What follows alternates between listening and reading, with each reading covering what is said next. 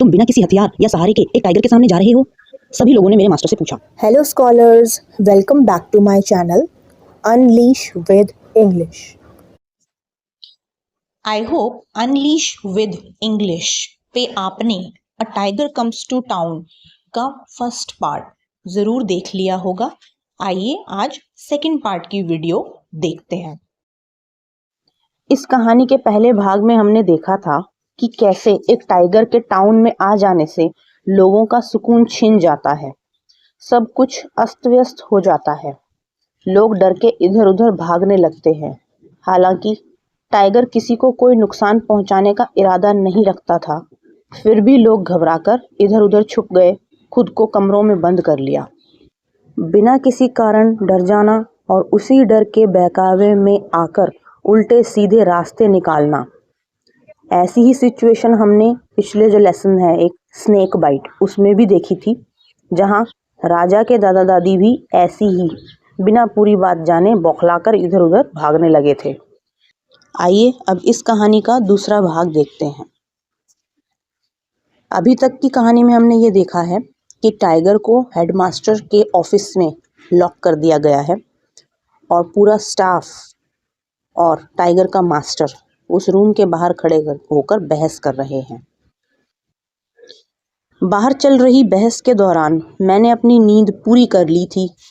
मैं उठा और अपना सिर ऊपर करके अपने अकड़े हुए बदन को स्ट्रेच करने लगा और हल्का सा गुर्राने भी लगा। बेचारे हेडमास्टर की जान उसके गले में अटक गई होगी मेरी गरज से, पर ये मेरी आदत है, ना कि किसी हमले का संकेत। पर ये सब बातें उस नादान इंसान को कैसे समझाऊं, ये मुझे समझ नहीं आ रहा था। खैर छोड़ो, मैंने अपने आगे के दोनों पैर दीवार पर रखकर अपने शरीर को थोड़ा और स्ट्रेच किया, थोड़ा सा ग्राउल भी किया और शायद उस डरे हुए इंसान को और ज़्यादा भयभीत कर दिया। मैं ये जानता था कि मेरा मास्टर बाहर ही है, मैं उसे सुन सकता था। कोई ज़रूरत नहीं कुछ करने की, आप सब अभी देखोगे कैसे ये टाइगर बाहर आता है और शालीनता से मेरे साथ चला जाता है। और आप हेडमास्टर साहब कृपा करके एटिक से नीचे उतर आइए बेझिझक। तो तुम्हारा मतलब है तुम बिना किसी हथियार या सहारे के एक टाइगर के सामने जा रहे हो? सभी लोगों ने मेरे मास्टर से पूछा। मेरे मास्टर ने पूरे आत्मविश्वास से कहा, जी बिल्कुल, यही करने जा रहा हूँ, समय नहीं बचा है बर्बाद करने को। मास्टर के बार बार बोलने पर भी कोई उसे अंदर आने नहीं दे रहा था। सबने मिलकर मेरे मास्टर को बाहर ही रोक रखा था। इस सब के बीच टाइगर कमेटी का चेयरमैन आ गया। शायद इन्हीं लोगों ने उसे कॉल किया हो। उसने आकर मेरे मास्टर से कहा, मैं सरकारी अधिकारी हूँ और अपने अधिकार का प्रयोग करते हुए मैं तुम्हें नोटिस दे रहा हूँ कि तुम ना तो अंदर जाओगे ना ही दरवाज़ा खोलोगे। मास्टर ने फिर पूछा, पर क्यों? आखिर क्यों आप मुझे टाइगर के पास नहीं जाने दे रहे? इस बात का कोई सही जवाब ना होने पर उन्होंने कह दिया, क्योंकि ये आत्महत्या है और ये एक अपराध है। शायद, हो सकता है, पर कानून की किस किताब में लिखा है कि एक आदमी किसी टाइगर के सामने नहीं जा सकता? क्या सर्कस वाले रोज ऐसा ही नहीं करते? मेरे मास्टर ने गंभीर स्वर में उन लोगों से पूछा। चेयरमैन ने फिर दबी सी आवाज में कहा, वो अलग बात है।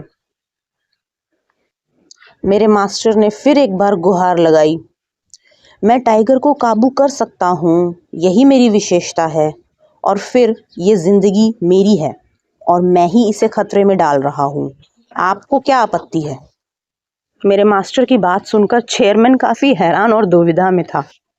उसने हक बकाते हुए कहा, अगर ऐसा है तो तुमको एक एफिडेविट साइन करके देना होगा कि आगे जो भी होता है उसमें हमारी कोई जिम्मेदारी नहीं है।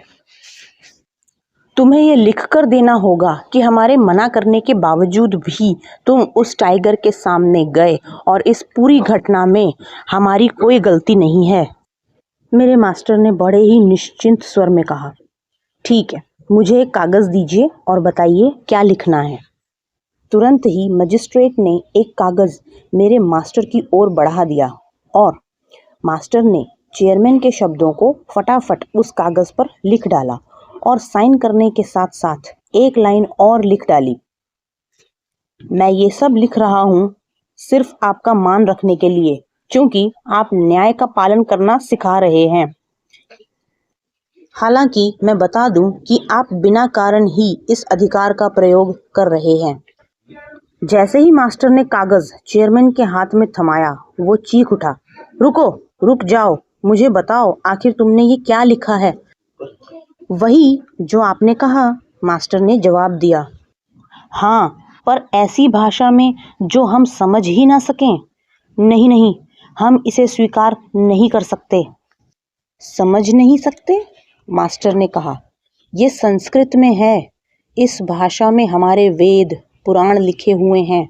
ये देवताओं की लिपि है। मैं सिर्फ संस्कृत ही लिखता हूँ।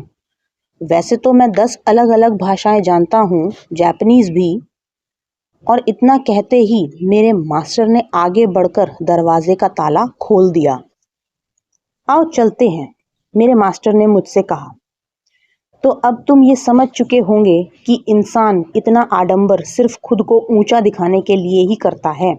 शोर मचाता है, चीखता चिल्लाता है और खुद को बलवान और शक्तिशाली दिखाने के लिए खूब दिखावा करता है। तो यहाँ इस कहानी का भाग 2 खत्म होता है। ये थी R.K. नारायण द्वारा लिखी कहानी a tiger comes to town. इस कहानी में हमें दिखाया गया है कि कैसे एक टाइगर टाउन में आ जाता है और वहाँ की पूरी व्यवस्था को उलट कर रख देता है। फिर कैसे उसका मास्टर उसको वहाँ से रेस्क्यू करके ले जाता है। ऐसी ही और क्लास 10th की जो स्टोरीज हैं उनको लेकर मैं आपके पास वापस ज़रूर आऊँगी। और भी ऐसी अच्छी अच्छी वीडियोस देखने के लिए मेरे चैनल को सब्सक्राइब करें, वीडियो को लाइक कर दें, अपने फ्रेंड्स के साथ शेयर करें और कमेंट करके मुझे ज़रूर बताएं कि आपको मेरा समझाया हुआ एक्सप्लेनेशन कैसा लगा। और एक बात, बेल आइकन दबाना आपने बिल्कुल नहीं भूलना है ताकि मेरी जितनी भी वीडियोस हों उनके नोटिफिकेशंस आपके पास तुरंत ही पहुंच जाएं।